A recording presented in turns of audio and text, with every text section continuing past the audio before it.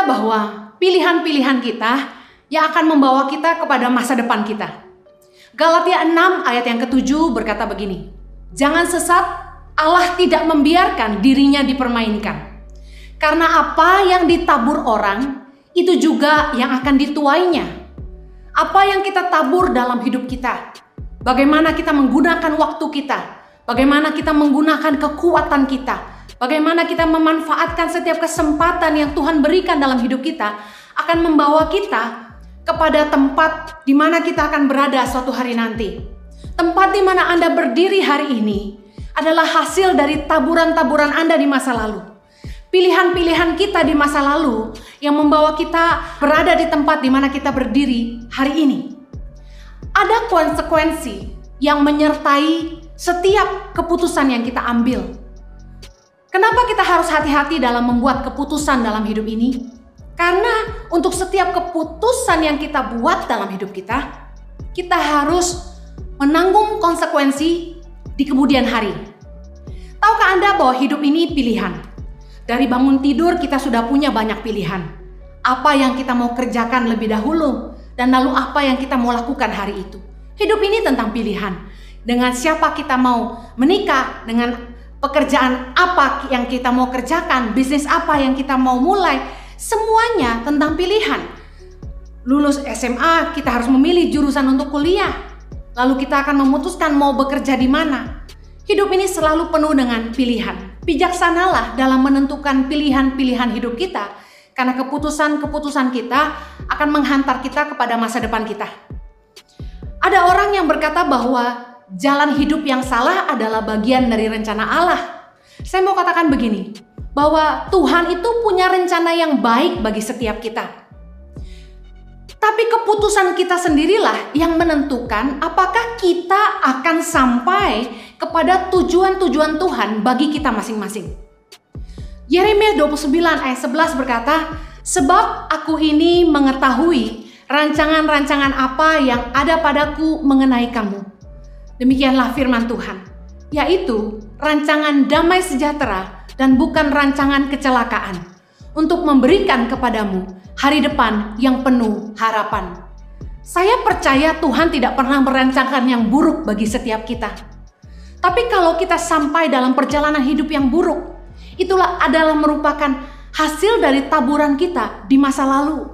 Ada beberapa orang yang mengalami hal-hal yang tidak diinginkan di luar dari kendalinya. Tapi itu juga merupakan perbuatan orang lain terhadap dia. Taburan orang lain terhadap dia bukan kehendak Tuhan bagi dia. Salah sekali ketika orang menyalahkan Tuhan, ketika ada sesuatu yang buruk terjadi dalam hidupnya. Entah karena perbuatannya sendiri, keputusan yang dia ambil, atau perbuatan orang lain yang dilakukan terhadap dia. Saya tidak percaya bahwa apa yang buruk itu datang dari Tuhan. Ada yang berkata, kesalahanku seizin Tuhan. Beberapa orang mengambil keputusan dengan gegabah tentang hidupnya, tapi nggak mau nanggung akibatnya, dan dengan sembarangan berkata, Tuhan mengizinkan. Contoh, kita yang memilih dengan siapa kita mau menikah. Lalu ketika pernikahan itu tidak berjalan dengan baik, kita dengan sembarangan berkata, jodoh kan dari Tuhan. Tuhanlah yang mengirimkan kepada saya suami yang seperti ini dan istri yang seperti itu. Padahal saya mau katakan begini, Tuhan kita adalah Tuhan yang memberikan kehendak bebas kepada kita. He is the God of free will. Tuhan tentu berupaya untuk memberitahu kita kehendaknya, rancangannya melalui firman-Nya. Tapi keputusan kitalah apakah kita mau menghidupi itu dan apakah kita percaya kepada janjinya. Banyak orang mengambil keputusan tanpa berdoa. Mengambil keputusan meskipun dia tahu itu bertentangan dengan kebenaran. Lalu ketika dia stres dengan masalah hidupnya, ketika hutang menumpuk, ketika pernikahan tidak bahagia dan lain sebagainya, mulai menyalahkan Tuhan. Dengan berkata, Tuhan yang mengizinkan saya mengalami semuanya. Hati-hati untuk membuat sebuah statement demikian. Karena Yeremia 17 ayat yang 10 berkata begini, Aku Tuhan yang menyelidiki hati, yang menguji batin untuk memberi balasan kepada setiap orang setimpal dengan tingkah langkahnya, setimpal dengan hasil perbuatannya. Kalau kita sampai di tempat yang salah hari ini, saya pastikan bukan rencana Tuhan Anda ada di tempat itu. Tapi Tuhan mengizinkan untuk Anda belajar dari kesalahan Anda.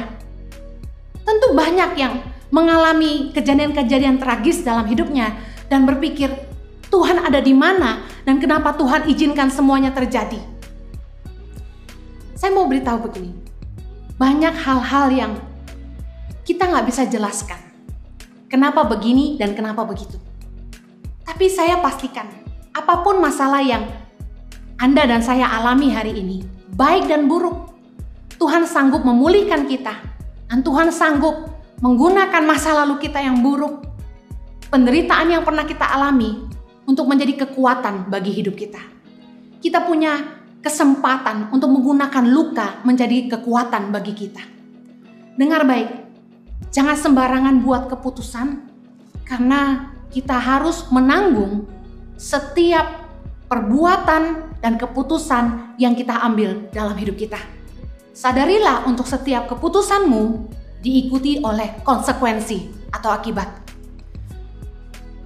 Apa yang harus kita lakukan supaya kita tidak membuat keputusan-keputusan yang salah?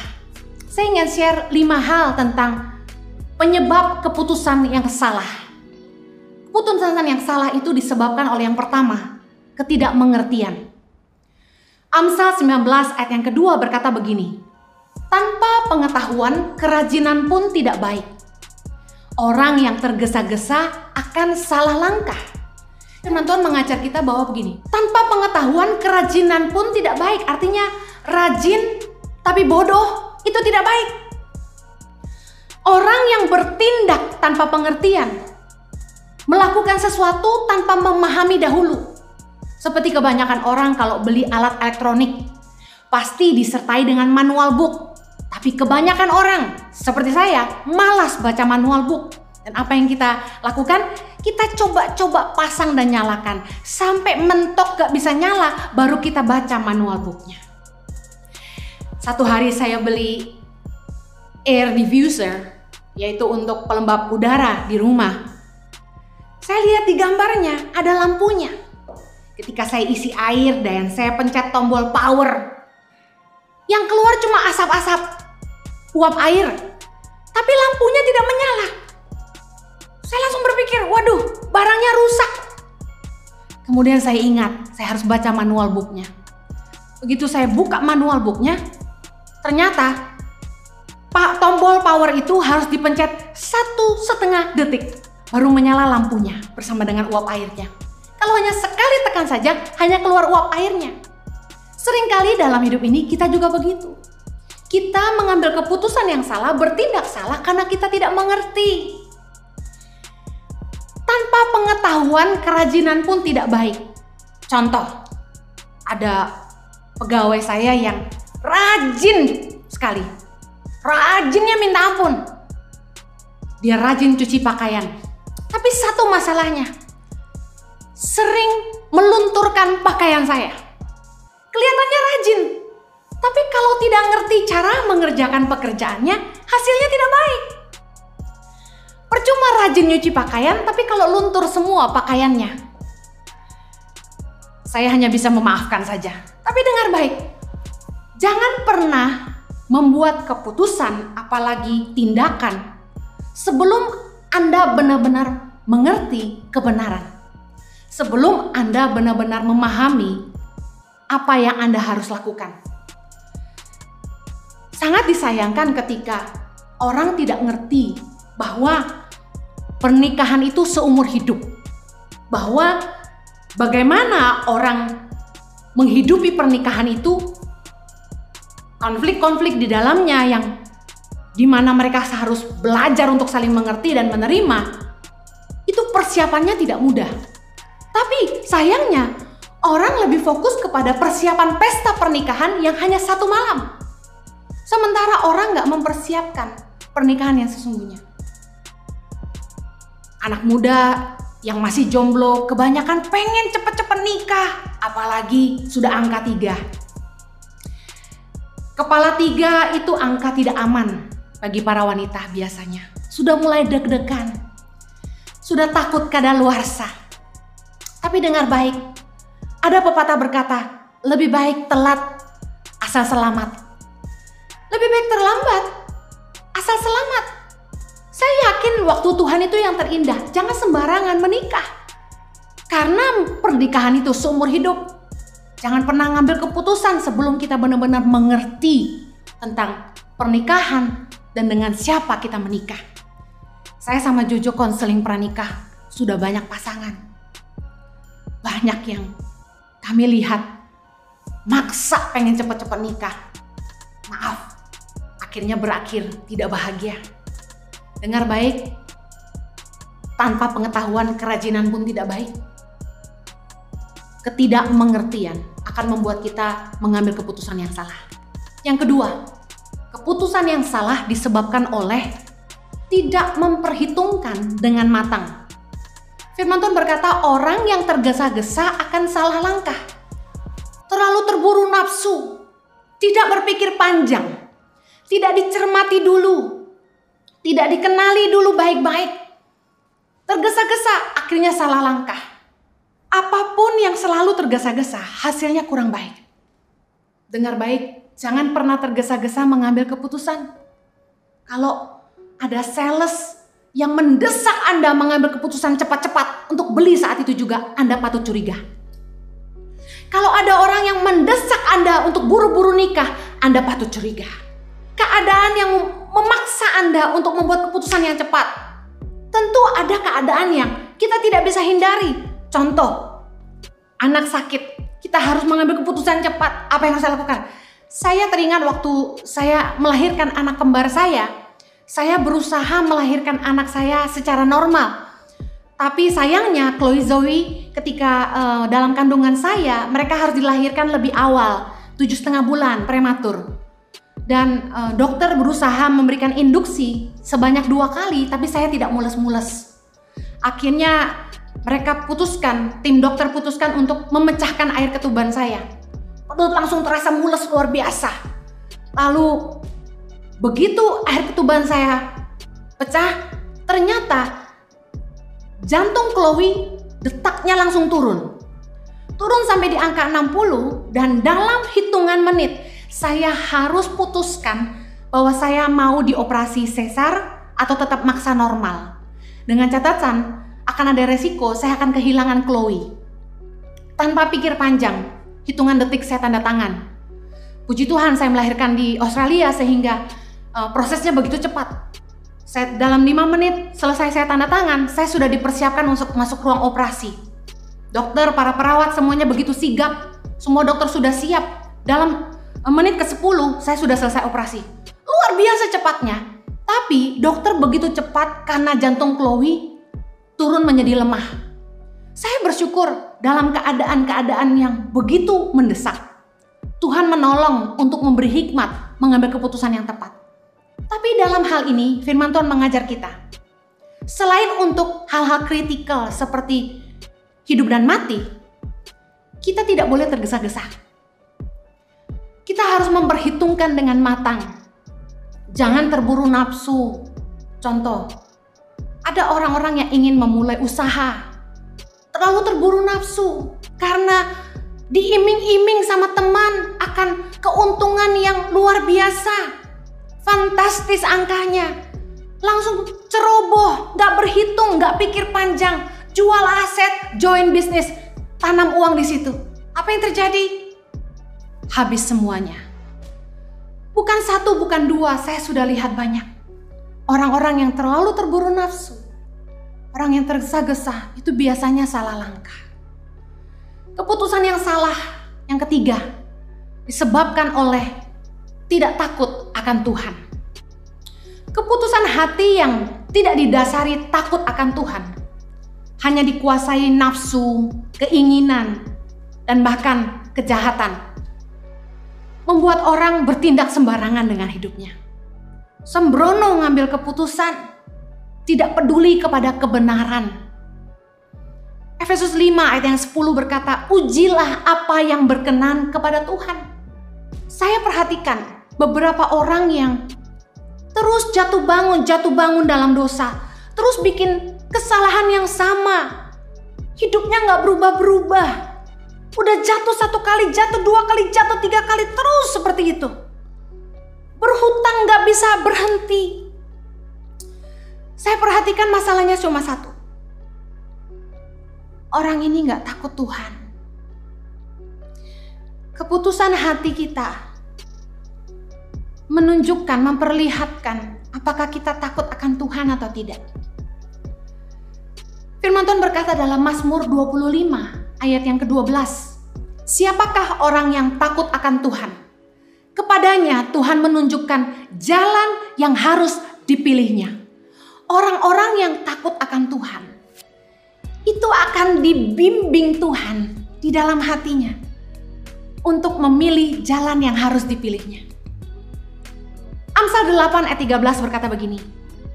Takut akan Tuhan ialah membenci kejahatan. Aku benci kepada kesombongan, kecongkakan, tingkah laku yang jahat, dan mulut penuh tipu muslihat. Kalau kita mau tahu apakah kita hidup takut akan Tuhan atau tidak, mari lihat apakah kita benci kejahatan. Apakah sebaliknya kita rajin berbuat jahat sama orang. Yang kedua, apakah kita sombong? Apakah tingkah laku kita congkak? Yang ketiga, apakah tingkah laku kita jahat dan mulut kita sering menipu orang? Orang-orang yang tidak takut akan Tuhan, tidak percaya bahwa Tuhan itu melihat semua yang dia buat. Sebaliknya, orang yang takut akan Tuhan itu dia sadar betul akan kehadiran Tuhan, bahwa Tuhan itu maha besar, maha tahu, maha kuasa, bahwa Tuhan itu melihat semua yang kita buat. Yeremia 16 ayat 17 berkata, sebab aku mengamat-ngamati segala tingkah langkah mereka, semuanya itu tidak tersembunyi dari pandanganku, dan kesalahan mereka pun tidak terlindung di depan mataku. Tahukah Anda, ketika kita mengambil keputusan yang salah, ketika kita berbuat salah, Tuhan melihat semuanya. Hiduplah takut akan Tuhan. Orang-orang yang takut akan Tuhan, pertimbangan hatinya pasti adalah kebenaran firman Tuhan. Keputusan hatinya pasti selalu bertanya apakah Tuhan berkenan. Keputusan hatinya pasti adalah apa yang jadi kehendak Tuhan. Pernah dengar istilah WWJD? What will Jesus do? Orang yang takut akan Tuhan akan berpikir apa yang Tuhan mau dia lakukan. Sebaliknya, orang-orang yang tidak takut akan Tuhan tidak akan peduli seolah Tuhan tidak ada. Bahkan tidak percaya akan firman-Nya. Dan bahkan mungkin meskipun tahu firman, tidak peduli akan firman Tuhan. Tidak taat akan firman. Orang yang tidak takut akan Tuhan, tidak heran pertimbangan hatinya hanya kenajisan, kesombongan, nafsu, keinginan, dan akhirnya membuat dia selalu bikin keputusan yang salah, berakhir di tempat yang salah, menikah dengan orang yang salah. Kalau Anda tidak mau ada di tempat yang salah, hiduplah takut akan Tuhan. Yang keempat, keputusan yang salah itu disebabkan karena menghakimi dengan sekilas pandang. Yesaya 11 ayat yang ketiga berkata begini, ya, kesenangannya ialah takut akan Tuhan. Ia tidak akan menghakimi dengan sekilas pandang saja atau menjatuhkan keputusan menurut kata orang. Jangan cepat menilai orang dari sekilas pandang saja. Artinya gini, jangan cepat menilai orang tuh dari penampilan. Kita bisa terkecoh. Don't judge the book by the cover. Jangan membuat keputusan berdasarkan apa yang kelihatan. 1 Samuel 16 ayat yang ke-7 berkata begini. Tetapi berfirmanlah Tuhan kepada Samuel, janganlah pandang parasnya atau perawakan yang tinggi, sebab aku telah menolaknya. Bukan yang dilihat manusia, yang dilihat Allah. manusia melihat apa yang di depan mata, tetapi Tuhan melihat hati. Tuhan mengajarkan kepada kita untuk jangan terkecoh hanya dengan penampilan luar, packaging, apa yang kelihatan di depan mata. Kita bisa tertipu. Yang paling penting dari seseorang itu adalah hatinya. Dan bagaimana kita bisa melihat hati seseorang? Hati seseorang itu, kata firman Tuhan, akan meluap dari kata-katanya. Hati seseorang itu akan nyata dalam tindakan-tindakannya. Perhatikan bahwa karakter, sikap hati, attitude itu jauh lebih penting daripada penampilan luar kita. Banyak orang yang hanya sibuk mempercantik diri dari luar, tapi lupa bahwa yang paling berharga di mata Tuhan adalah roh batiniah kita. Dengar baik, jangan ngambil keputusan hanya dari sekilas pandang penampilan luar seseorang. Anda bisa tertipu. Bukankah seringkali kita berkata, aduh gak nyangka ya orangnya kayak begitu. Gak nyangka ya. Saya pernah punya pengalaman yang luar biasa. Saya kenal dengan seorang wanita yang kalau ngomong tuh lemah lembut abis. Lembutnya luar biasa. Bahkan kelihatan sangat rendah hati. Ya Ci, aduh rendah hati banget. Gak taunya tidak lama kemudian, setelah sekian tahun saya kenal dia, akhirnya suaminya sampaikan ke saya bahwa istrinya begitu mengerikan. Istrinya kasar, pukul dia, bahkan menista mamanya. Sikapnya kasar, omongannya kasar. Hitungan habis. Bahkan pernah waktu satu kali saya mencoba menasehati mereka ketika mereka punya masalah dalam pernikahan. Istrinya marah sama suaminya, maki-maki suaminya karena menceritakan masalahnya ke saya. Dengar baik, bukankah perkataan janji yang kita berikan itu tidak bisa kita tarik kembali? Contohnya perjanjian bisnis, kerjasama, pernikahan. Harusnya janji itu harus dipegang. Hati-hati mengikat janji dengan siapapun. Membangun kerjasama, apalagi sampai menikah dengan orang yang Anda tidak benar-benar kenal dia siapa. Jangan terkecoh sama penampilan luar, karena akan menjadi jebakan bagi Anda dan akan membuat hidup Anda sengsara. Yang terakhir, keputusan yang salah itu disebabkan oleh menjatuhkan keputusan menurut kata orang, kata firman Tuhan. Yesaya 11:3 tadi bilang menjatuhkan keputusan menurut kata orang. Listen, don't be a man pleaser. Jangan jadi orang yang hanya mau nyenengin orang lain. Jangan ikut-ikutan kata orang. Misal contoh, Anda mau beli pakaian. Anda bilang Anda suka warna biru, tapi temanmu bilang gini, kamu lebih cocok warna merah. Anda sebenarnya lebih suka warna biru, tapi karena teman-temanmu berkata warna merah lebih cocok, Anda beli warna merah. Itu baru soal baju. Anda beli, Anda bisa tidak pakai, Anda bisa kasih orang lain. Tapi bagaimana dengan pernikahan? Teman-temanmu bilang gini, kasihan dia. Dia baik loh. Dia cinta loh sama kamu, dia sabar nungguin kamu. Nunggu apa lagi? Dia kaya loh, ganteng loh. Listen up. Jangan bikin keputusan hanya ikut kata orang. Ingat, keputusanmu tanggung jawabmu. Galatia 1 ayat 10 berkata begini. Jadi bagaimanakah sekarang? Adakah ku cari kesukaan manusia atau kesukaan Allah?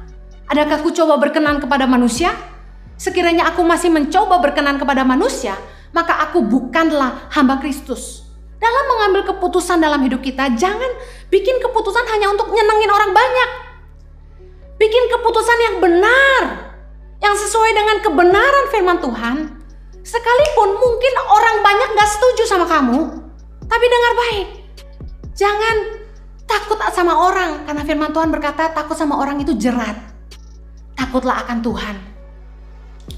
Setiap kita harus bertanggung jawab atas keputusan yang kita ambil dan setiap langkah yang kita buat. Jangan menyalahkan orang lain atas nasihat mereka, karena kuasa untuk memutuskan ada di tangan kita. Jangan beri telingamu kepada orang-orang yang salah. Orang bisa bilang apa saja, tapi dengar baik. Kita yang harus bertanggung jawab akan keputusan kita. Jangan sampai kita meminta nasihat dari orang-orang yang salah.